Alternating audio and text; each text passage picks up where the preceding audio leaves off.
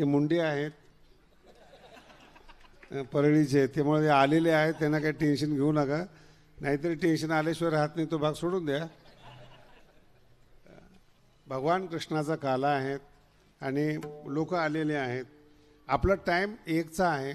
याचं कारण असं आहे की सगळा उन्हाचा समाज आहे, हा उन्हाळ्यात राहणार आहे.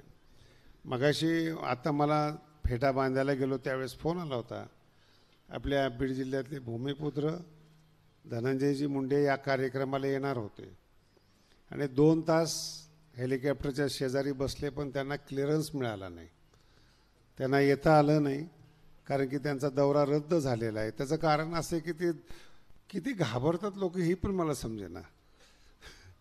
जो काही भाग आहे तो एक भाग वेगळा आहे. क्लिअरन्स मिळाला नाही, त्यांचं निघता नाही आलं तिथून. जे काही हेलिकॉप्टर उडण्यासाठी परवानगी लागते बसून होते पण मिळाली नाही. ठीक आहे, काय हरकत नाही.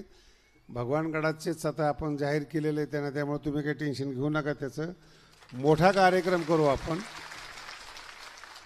त्यांना मला तर असं वाटतं की त्यांच्या गालावरून जे वारं गेलेलं आहेत, सगळ्यांनी मिळून भगवान बाबाला प्रार्थना करा, एवढी चांगली वाणी जी बंद पडली आहे ती सुरू व्हावी आणि पुन्हा पहिल्या पदावर येऊन समाज कल्याण त्यांच्या हातून घडावं, एवढंच त्यांच्याविषयी आपण बोलूया. मी इथे बसणार आहे आणि तुमच्याबरोबरच प्रसाद घेणार आहेत. तेव्हा आपली जी भगवानगडाची शिस्त आहे बसण्याची, टोपलं पळवण्याची नाही.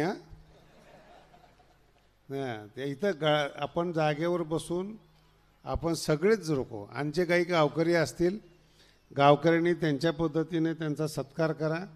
त्यांच्या जे काही आलेले तुमचे पाहुणे आहेत त्यांच्या पद्धतीनं त्यांचा सत्कार करा.